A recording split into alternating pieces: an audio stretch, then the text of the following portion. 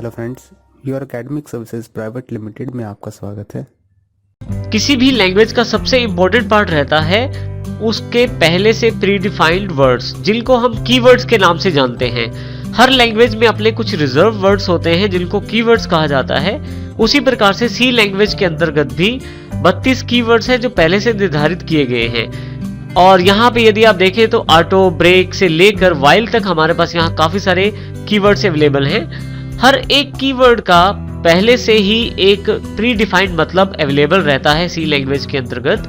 और यहाँ पे इसका अर्थ ये हुआ कि 32 कीवर्ड्स का सबका कार्य अलग अलग रहता है और सबका प्रयोग अलग अलग स्थान पे किया जाता है। यहाँ ये भी ध्यान रखने की जरूरत है कि हम अपने वेरिएबल के जो नाम हैं, जो मेमोरी आइडेंटिफायर्स हैं, जो हमने थोड़ी देर पहले देखे थे, उनका नाम रखने के लिए इन कीवर्ड्स का इस्तेमाल नहीं कर सकते। ये ध्यान देना बहुत जरूरी है कि हम अपने वेरिएबल्स का नाम रखने के लिए अपने कीवर्ड्स का इस्तेमाल नहीं कर सकते, अन्यथा हमारा कंपाइलर हमें एरर देगा। इसी के साथ ये भी ध्यान रखना जरूरी है कि आपको ये याद रखने की आवश्यकता नहीं है। जैसे जैसे हम सी लैंग्वेज को सीखना शुरू करेंगे, इनका प्रयोग भी हम साथ साथ सीख जाएंगे और उसके द्वारा ही हम इनका प्रयोग भी करेंगे। अब हम सबसे पहला प्रोग्राम बनाएंगे अपनी सी लैंग्वेज में। इसके लिए हम इस कोडिंग का प्रयोग करेंगे, परंतु यहाँ सबसे पहले राइट हैंड साइड ऊपर की तरफ देखें तो यहाँ पे उस फाइल का नाम लिखा गया है जो फाइल आपके पास वीडियो ट्रेनिंग में उपलब्ध है।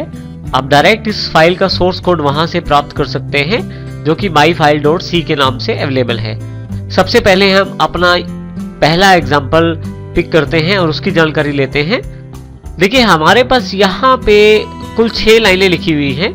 इन 6 लाइनों को हम बारी बारी से समझेंगे। ये एक बेसिक प्रोग्राम है जो कंप्यूटर की स्क्रीन पर हेलो फ्रेंड्स प्रिंट करवाता है। तो देखिए यहाँ पे हमारे पास जैसे सबसे पहली लाइन है डबल स्लैशेस के साथ माय फर्स्ट प्रोग्राम stdio.h, उसके पश्चात void main, rounded bracket open close, curly bracket open, printf hello friends और उसके पश्चात यहाँ पे लास्ट में कर्ली ब्रैकेट भी क्लोज कर दी गई है। अब हम बारी बारी से देखते हैं इन सब लाइनों का क्या अर्थ है और किस प्रकार से हम इनका प्रयोग करेंगे। यहाँ सबसे पहले हम बात करते हैं मेन ब्लॉक के बारे में। मेन ब्लॉक या मेन फंक्शंस जिसके अंतर्गत हमारे पास 2 कर्ली ब्रेसेस अवेलेबल रहती हैं, एक ओपन और एक क्लोज। इन दोनों के बीच में लिखी हुई स्टेटमेंट्स को कंपाइलर के द्वारा कंपाइल किया जाता है और एक प्रोग्राम के रूप में परिवर्तित किया जाता है। यहाँ सबसे इंपॉर्टेंट बात यह है कि हमारे पास जो नाम है वो मेल होना आवश्यक है, अन्यथा आपका कंपाइलर एरर क्रिएट करेगा और आपका जो कोड है वो कंपाइल नहीं हो पाएगा। ये बताने के लिए कि मेन आपका एक फंक्शन है, इसके लिए हम 2 राउंडेड ब्रैकेट को प्रयोग करते हैं। बिल्कुल इस तरह से यहाँ पे देखें लास्ट में, यहाँ यदि आप देखें तो मैंने 2 ब्रैकेट्स प्रयोग की हैं, एक ओपन राउंडेड और एक क्लोज राउंडेड, जो आपको कीबोर्ड पे 9 और 0 बटन पे अवेलेबल हो जाएंगी। इससे हम ये कह सकते हैं कि हमारे ब्लॉक का नाम मेल है और ये जानकारी देने के लिए कि एक फंक्शन है, ये राउंडेड ब्रैकेट्स का इस्तेमाल किया गया है। और उसके पश्चात जो 2 कर्ली ब्रेसेस हैं वो उस कोड को शामिल करते हैं जिसको हमने अपने प्रोग्राम में शामिल करना है। मेल के बिल्कुल पश्चात हम एक ब्रैकेट जो कि कर्ली ब्रेसेस है, कर्ली ब्रैकेट है, उसको ओपन करते हैं। ये कर्ली ब्रैकेट ये बताती है कि हमारा जो प्रोग्राम का सोर्स कोड है वो यहां से शुरू है और ये अर्थात यहां से हम अपनी प्रोग्रामिंग स्टेटमेंट्स को लिखना शुरू कर सकते हैं। यहां सबसे पहले हमारे पास कर्ली ब्रैकेट अवेलेबल रहती है जो कि ओपनिंग कर्ली ब्रैकेट कहलाती है, जो इस बात की जानकारी देते हैं कि यहां से हमारा प्रोग्राम शुरू है और यहां से हम अपनी प्रोग्रामिंग स्टेटमेंट्स को शामिल कर सकते हैं।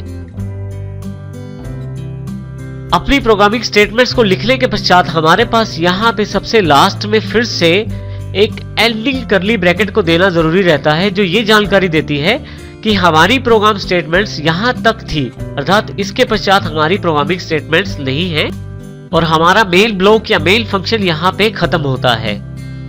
नेक्स्ट हम बात करते हैं printf फंक्शन की।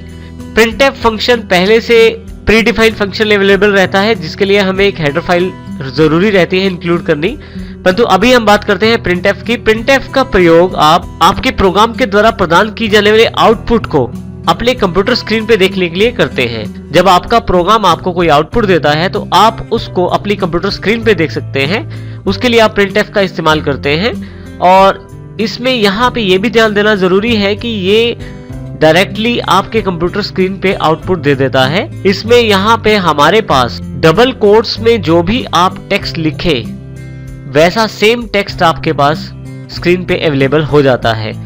हमने यहाँ देखे डबल कोट्स के अंतर्गत हेलो फ्रेंड्स लिखा है, और यहाँ यदि आप लाइन ऊपर की तरफ देखें तो printf डबल कोट्स शुरू कर दिए, हेलो फ्रेंड्स लिख के डबल कोट्स बंद कर दिए, और यहाँ पे ओपनिंग और क्लोजिंग ब्रैकेट करके हमने सेमी कॉलम लगा दिया है।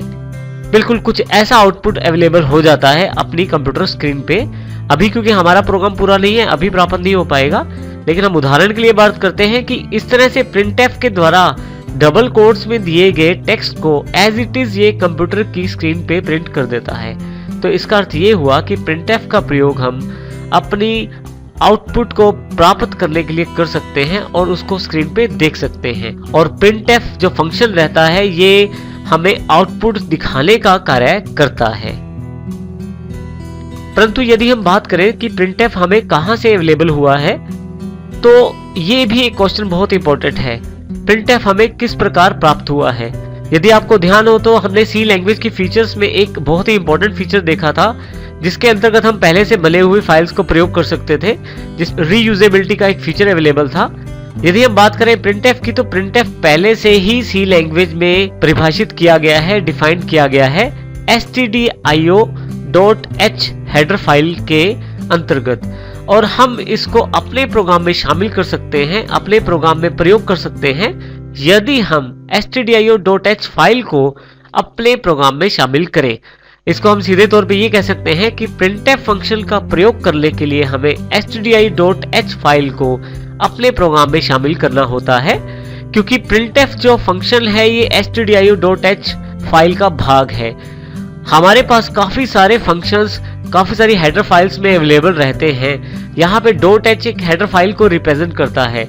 हम उन फंक्शंस का प्रयोग कर सकते हैं, उनके लिए हमें उन हेडर फाइल्स का इस्तेमाल अपने प्रोग्राम में करना होता है, उन हेडर फाइल्स को अपने प्रोग्राम में शामिल करना होता है जिनके फंक्शन हम प्रयोग करना चाहते हैं। तो इसका अर्थ ये हुआ कि हमें stdio.h को अपने प्रोग्राम में शामिल करना है।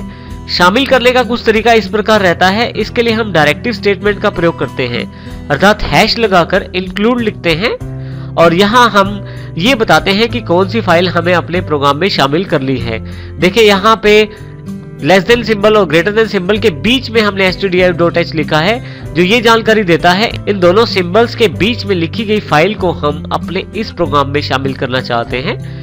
जैसे ही हम ये लाइन लिखते हैं, उसके पश्चात हम stdio.h के हम सभी फंक्शंस को अपने प्रोग्राम में प्रयोग कर सकते हैं।